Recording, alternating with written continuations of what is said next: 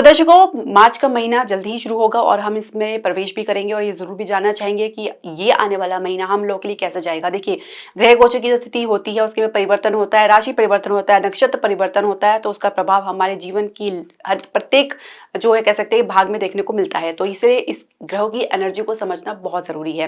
तो इसलिए हम अपनी मासिक राशि फलादेश की श्रृंखला की हम शुरुआत करते हैं, जिसमें हम प्रत्येक राशि के बारे में बताते हैं कि उनके लिए आने वाला महीना कैसा रहेगा, सो दैट आप अपनी जो व्यवस्था है उसके हिसाब से आप कर सकें।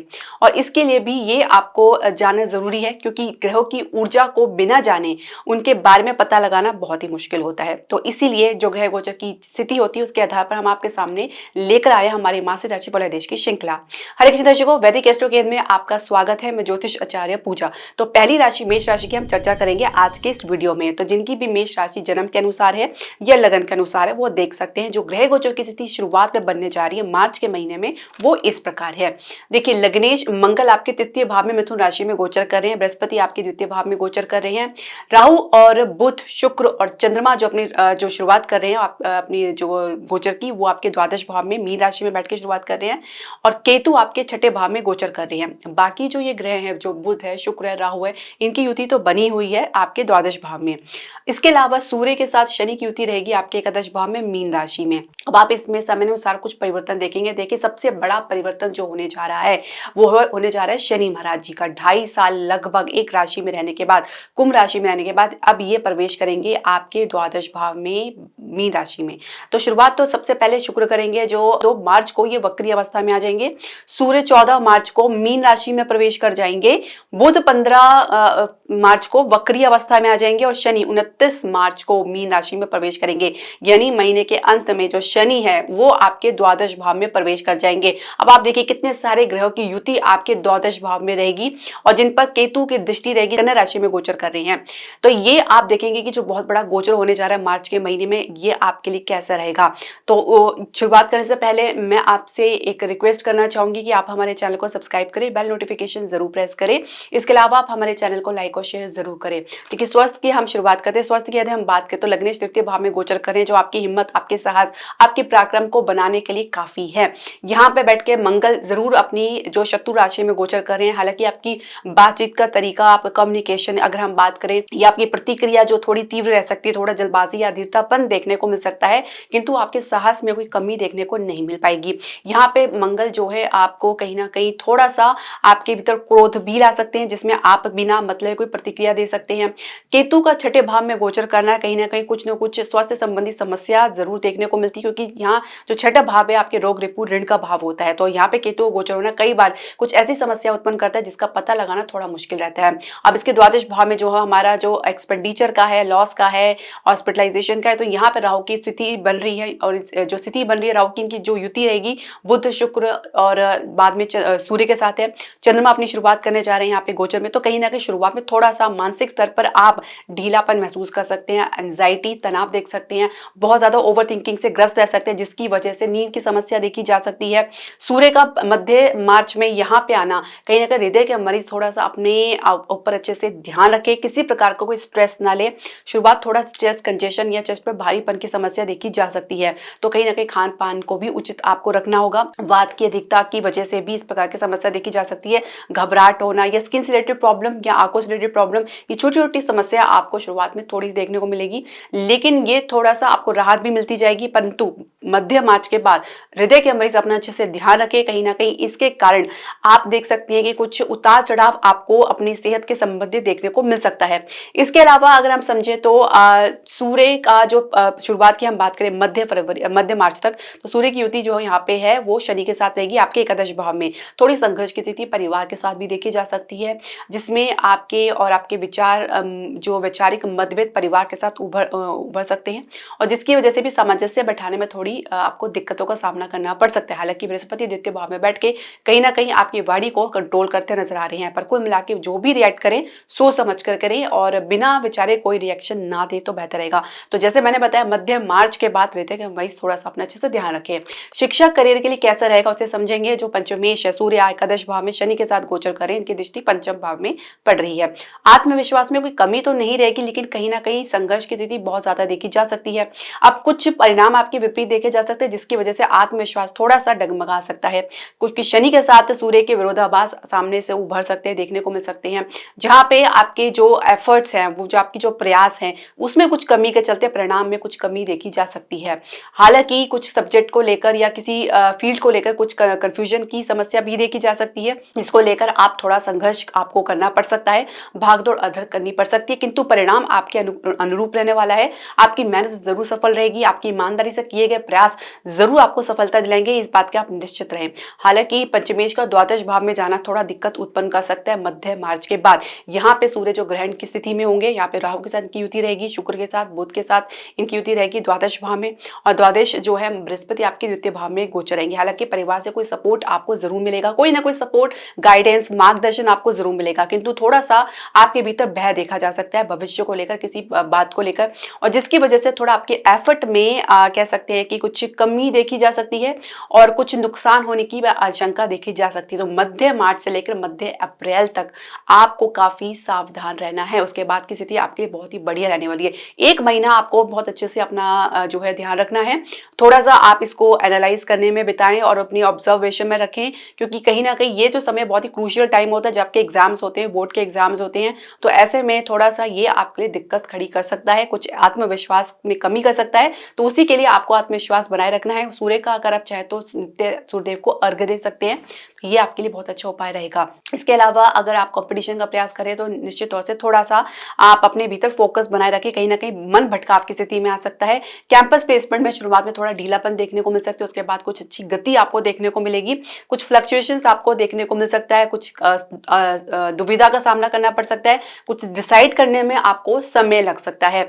करियर की शुरुआत या जो आपने शुरुआत कर रखी है, तो उसमें भी आपको एडजस्टमेंट में थोड़ा सा आज ये अगर हम बात करें मार्च के महीने में, तो थोड़ा सा आपको एडजस्टमेंट में कमी देखने को मिल सकती है।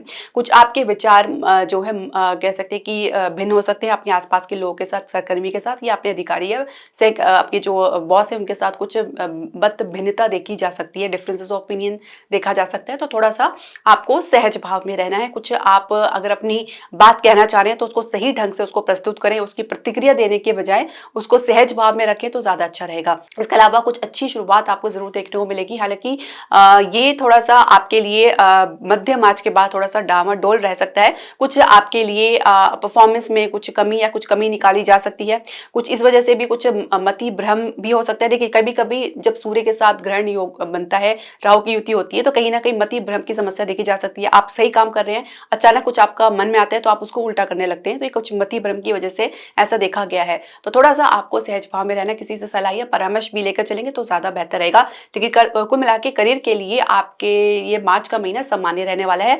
मध्य मार्च के बाद थोड़ा सा आपको सावधान रहने की अधिक आवश्यकता रह सकती है। और इसके बाद हम बात करेंगे कार्यक्षेत्र, जो पहले से नौकरी पेशा लोग हैं उनके लिए कैसा रहेगा। जैसे मैंने बताया कि दशमेश शनि है आपके एकादश भाव में, सूर्य के साथ इनकी युति रही, इनके साथ गोचर कर रहे हैं, लगभग मार्च आधे तक ये यहाँ पे रहेंगे। आपके अधिकारी के साथ मत भिन्नता देखी जा सकती है, कुछ मुद्दे को लेकर आपसी सहमति बनने में समय लग सकता है, कुछ संघर्ष की स्थिति देखी जा सकती है। जब आप ग्रोथ या प्रमोशन के लिए प्रयास कर रहे हैं, जो आप लाभ के लिए प्रयास कर रहे हैं, काम की पूर्ति के लिए प्रयास कर रहे हैं, तो उसमें थोड़ा संघर्ष की स्थिति देखी जा सकती है। कुछ आपकी आइडिया जो है, परामर्श जो है वो अटक सकते हैं, पूरे होने में संदेह देखा जा सकता है। तो अपना आत्मविश्वास बनाए रखें, यकीन मानिए आपको सफलता जरूर मिलेगी। थोड़ी शुरुआत में आपको ऐसा लग सकता है कि आपने कुछ गलत चुनाव किया है, किंतु आप सही दिशा में रहेंगे और सही दिशा में आप आगे बढ़ेंगे और सफलता भी आपको देखने को मिलेगी। हालांकि शुरुआत में अगर आप जो लाभ के लिए प्रयास कर रहे हैं तो उसमें आपको भाग दौड़ अधिक करनी पड़ सकती है, संघर्ष अधिक करना पड़ सकता है, परंतु संघर्ष का परिणाम आपके पक्ष में रहने वाला है। नई जॉब के लिए प्रयास में थोड़ा सा मन विचलित रह सकता है, फोकस में कमी देखी जा सकती है। प्रदर्शन में या इंटरव्यू के लिए जा रहे हैं तो वहां पे भी कुछ बात बनती नजर नहीं आ रही है, कुछ विरोधाभास आपको देखने को मिल सकता है, या कुछ डिफरेंट फील्ड के ऑफर आपको मिल सकते हैं जिसमें आप सहज भाव में नहीं रहेंगे और आप उसको एक्सेप्ट भी करना नहीं चाहेंगे। स्थान के बाहर कुछ यात्राएं आपको अधिक करनी पड़ सकती है, कुछ छोटी मोटी यात्राएं का योग बन सकता है। कुछ आप कह सकते हैं कि स्थान से बाहर भी अगर आप कुछ प्रयास कर रहे हैं जॉब के लिए तो उसमें भी काफी संघर्ष की स्थिति देखने को मिल सकती है। फिलहाल अभी जो है बात बनती नजर नहीं आ रही है, थोड़ा समय जरूर लगेगा। लेकिन आपको कह सकते हैं कुछ समय आपको इंतज़ार करना पड़ सकता है। इसके अलावा अगर हम बात करें तो अगर आप अपने काम को लेकर अगर कुछ शंका की स्थिति महसूस कर रहे हैं या कुछ डाउटफुल सिचुएशन आप देख रहे हैं, तो आप यकीन मानिए अपना आत्मविश्वास जितना आप बना के चलेंगे उतना आपको सफलता देखने को मिलेगी। जहाँ आपका आत्मविश्वास कॉन्फिडेंट लेवल डाउन हुआ वहीं आपके ऊपर सिचुएशन हैवी हो सकती है। तो थोड़ा सा आपको संभल के रहना पड़ेगा, खासकर मध्य मार्च के बाद। जैसे ही सूर्य आपके द्वादश भाव में जाएंगे तो कहीं ना कहीं कुछ आपको अपने अधिकारी के साथ, अपने बॉस के साथ कुछ आपको परेशानी या कुछ डिफरेंस ऑफ ओपिनियन या कुछ कह सकते हैं कम्युनिकेशन गैप या गलत फहमी, इस प्रकार की कुछ समस्या देखी जा सकती है। थोड़ा ये लंबा भी खिंच सकती है। आप अपनी बात को कहने में असहज महसूस कर सकते हैं या असमर्थ महसूस कर सकते हैं। कुछ हेजिटेशन भी आपके भीतर देखी जा सकती है। कुछ मुद्दों को आप आगे टालते हुए भी नजर आ सकते हैं। तो कुछ थोड़ा सा आपके लिए थोड़ा सा चैलेंजिंग रह सकता है, इतना ज्यादा नहीं, किंतु आपका कैलिबर इतना स्ट्रांग रहेगा, आपका जो साहस इतना स्ट्रांग रहेगा कि आप उससे भी बाहर निकल आएंगे। थोड़ा अपने करियर को लेकर, थोड़ा अपनी जॉब को लेकर आपको आपके भीतर थोड़ा सा एक भय जरूर देखा जा सकता है। एक स्टेबिलिटी का थोड़ा भय आपको रह सकता है, थोड़ा आपको संभल के रहना है। अब हम बात करेंगे व्यवसाय और बिजनेस के लिए कैसा रहेगा। देखिए सप्तम में शुक्र द्वादश भाव में राहु के साथ है, उच्च अवस्था में है, यहाँ पे बुध भी है। तो कहीं ना कहीं विदेश से मुद्दा जो आपका है वो आपका सफल होता जा रहा है, देखने को मिल रहा है, क्योंकि कहीं ना कहीं यहाँ पे आपकी जो भी एफर्ट्स है, आपके प्रयास है, वो सफल होते नजर आ रहे हैं। जिस क्षेत्र में आपने प्रयास किया वहां से आपको अच्छी एक प्रकार से लाभ के संकेत देखने को मिल सकते हैं। नेगोशिएशन में थोड़ा सा आपको एफर्ट अधिक लगाना पड़ सकता है। कम्युनिकेशन को आपको क्लियर करना है, आपको उसमें क्लैरिटी लाना है और उसमें कॉन्फिडेंट लेकर आना है, तो तभी आपको सफलता देखने को मिलेगी। बुध का नीच अवस्था में होना और यहाँ पे नीच भंग भी होना, तो शुरुआत में थोड़ा सा अगर आपको ऑब्स्टेकल या अवरोध नजर आए तो उससे आप बाहर भी निकलेंगे। तो विपरीत परिस्थिति से आप बाहर भी निकलते नजर आ रहे हैं। हालांकि बुध यहाँ पे विपरीत राजयोग का निर्माण भी कर रहे हैं, छठे भाव के स्वामी होकर द्वादश भाव में गोचर कर रहे हैं। तो आप ये समझ लीजिए ये जो मंथ है, ये जो मार्च का महीना आपके बिजनेस के लिए काफी बढ़िया रहने वाला है, खासकर अगर आप विदेश से कोई डील करते हैं। इसके अलावा फाइनेंशियल सेक्टर में भी आपको हम कह सकते हैं कि एक प्रकार की मजबूती देखने को मिल सकती है। और कुछ शुरुआत में फ्लक्चुएशन जरूर देखने को मिलेगा, लेकिन जल्दी इसमें गति देखने को मिलेगा। इसके अलावा शेयर मार्केट थोड़ा सा आपको परेशान कर सकता है, काफी फ्लक्चुएशन देखने को मिल सकती है, जहाँ पे एक प्रकार की एक सिचुएशन देखी जा सकती है जहाँ पे आपके लिए निवेश के लिए तो ऑप्शन मिलेगा, परंतु मन से आप कॉन्फिडेंट महसूस नहीं करेंगे कि आप ये निवेश करें या ना करें। कहीं ना कहीं स्थिति थोड़ी सी ऊपर नीचे रह सकती है, तो ऐसे में निवेश करने में सावधानी बरतनी चाहिए। इसके अलावा रियल एस्टेट में शुरुआत थोड़ा आपको निराशा दे सकती है, लेकिन जल्दी स्थिति संभलती नजर आएगी। और रियल एस्टेट में, प्रॉपर्टी के बिजनेस में, व्हीकल के बिजनेस में या आप किसी अन्य इंडस्ट्री में, ये घरेलू उद्योग है, उसमें भी आपको एक सामान्य गति देखने को मिलेगी। शुरुआत अगर एक छोड़े तो उसके बाद अगर द्वितीय सप्ताह से हम बात करें मार्च के, तो एक अच्छी गति आपको जरूर देखने को मिलेगी। अन्य क्षेत्र में निवेश के लिए काफी अच्छे अवसर आपको देखने को मिल सकता है। आपकी आइडियाज जो है, जो आपकी प्लानिंग्स है, उसको आप कार्यान्वित करेंगे, उसको आप आगे लेकर जाएंगे। ये महीना आप अपने व्यवसाय को एक गति देना पसंद करेंगे। किसी प्रकार के निवेश के लिए आप बहुत ठंडे दिमाग से सोचेंगे, एनालाइज करेंगे, और एक बहुत ही सही समय रहेगा जब भी आप कोई निवेश के लिए प्लान कर सकते हैं। जल्दबाजी आप तो नहीं दिखाएंगे। कुछ आपको अपने जो आपके जो घर का जो अपने घरेलू जो परिवार है वहां से आपको सपोर्ट देखने को मिलेगा। खासकर आपको जो घरेलू व्यवसाय है उसमें भी आपको अच्छा खासा सपोर्ट देखने को मिल रहा है। बजट की समस्या वो भी दूर होती जा रही है, और जैसे मैंने बताया फाइनेंशियल सेक्टर के लिए काफी मजबूती भरा समय रह सकता है, तो इसमें आपको फाइनेंस की कोई भी दिक्कत है तो वो भी दूर होती नजर आ रही है। लेकिन मध्य मार्च के बाद थोड़ा सा आपको सावधान रहने की आवश्यकता है। कहीं ना कहीं कुछ आइडियाज आपके या कुछ निर्णय आपके गलत साबित हो सकते हैं, तो ऐसे में थोड़ा सा आपको सावधानी बरतनी है। मध्य मार्च से लेकर मध्य अप्रैल तक आपको काफी सावधानी बरतनी, किसी प्रकार के निवेश के लिए, किसी प्रकार के निर्णय के लिए, कुछ नई प्रकार की प्लानिंग्स या आइडियाज के लिए बहुत सोच विचार करके आपको निवेश करना है। प्रेम संबंध की यदि हम बात करें तो देखिए पंचमेश सूर्य हैं, आप इनकी जो युति रहेगी जो आपके शनि के साथ है, आपके एकादश भाव में रहेगी। यहाँ पे मध्य मार्च तक इसी भाव में रहेंगे। आप किसी की बातों में आकर अपने रिलेशनशिप को जज कर सकते हैं, या कुछ अपने रिलेशनशिप की वजह से आप कुछ किसी की बातों में आकर कुछ गलत निर्णय भी ले सकते हैं। पार्टनर के साथ ईगो क्लैशेस भी देखे जा सकते हैं, किसी के कारण गलत फहमी देखी जा सकती है, आप लोगों के बीच में एक संघर्ष की स्थिति बन रही है। थोड़ा सा आपको सावधान रहने की आवश्यकता है। मध्य मार्च के बाद जैसे ही आपके पंचमेश द्वादश भाव में जाएंगे, राहु के साथ इनकी युति रहेगी, तो कहीं ना कहीं एक भय आपको अपने रिलेशनशिप में देखा जा सकता है। फ्यूचर के लिए, भविष्य के लिए, अपने रिलेशनशिप के लिए काफी सोचते हैं, विचारते नजर आ सकते हैं। विवाह की चर्चा फिलहाल यहाँ पे इस समय करना आपके लिए उचित नहीं रहेगा। कहीं ना कहीं कुछ आपको अपने परिवार के कारण या परिवार की वजह से कुछ आपको नुकसान उठाना पड़ सकता है, या पार्टनर के परिवार के कारण भी कुछ इस प्रकार की परिस्थिति का सामना करना पड़ सकता है जो आपके लिए काफी चुनौतीपूर्ण रह सकती है। तो फिलहाल अभी कुछ समय आप ऑब्जर्व के लिए रखें और एनालाइज करें। इसमें आप डिसीजन किसी प्रकार का कोई ना ले तो बेहतर रहेगा।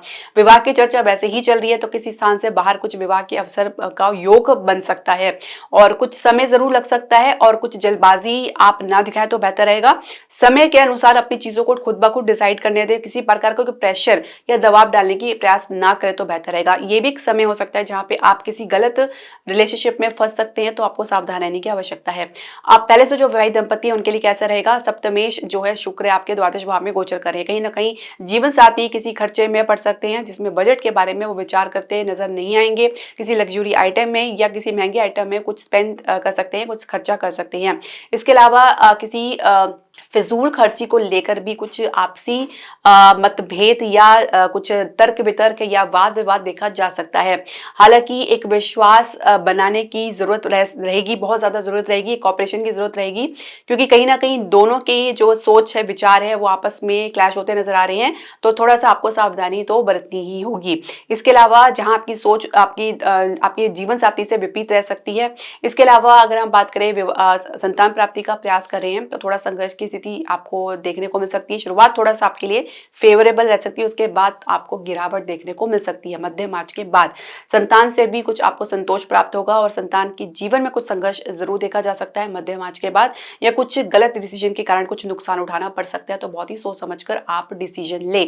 अब उपायों की बात कर लेते हैं जो कि बहुत जरूरी है। देखिए, आपको अपने सप्तमेश शुक्र का उपाय जरूर करना चाहिए। एक तो यहाँ पे शुक्र की युति जो है राहु के साथ है, वो भी द्वादश भाव में है, तो कहीं ना कहीं कुछ आपको इसके संदर्भ में कुछ न कुछ समस्या का सामना जरूर करना पड़ सकता है। जब भी कुछ शुभ ग्रह 6, 8, 12 में गोचर करते हैं तो कहीं ना कहीं कुछ अनावश्यक खर्चा या कुछ ना कुछ इस प्रकार की हानि आपको देखने को मिलता है। तो आपको गाय को आपको जो है सेवा करनी है, प्रत्येक शुक्रवार को मीठी रोटी खिलानी है, सूर्य देव को नित्य अर्घ्य आपको देना है, और इसके अलावा हनुमान जी का चालीसा का आपका पाठ आपको नित्य करना है, और हो सके तो मंगलवार वाले दिन हनुमान जी के दर्शन आप जरूर करें। ये आपके लग्नेश को मजबूती प्रदान करेगा।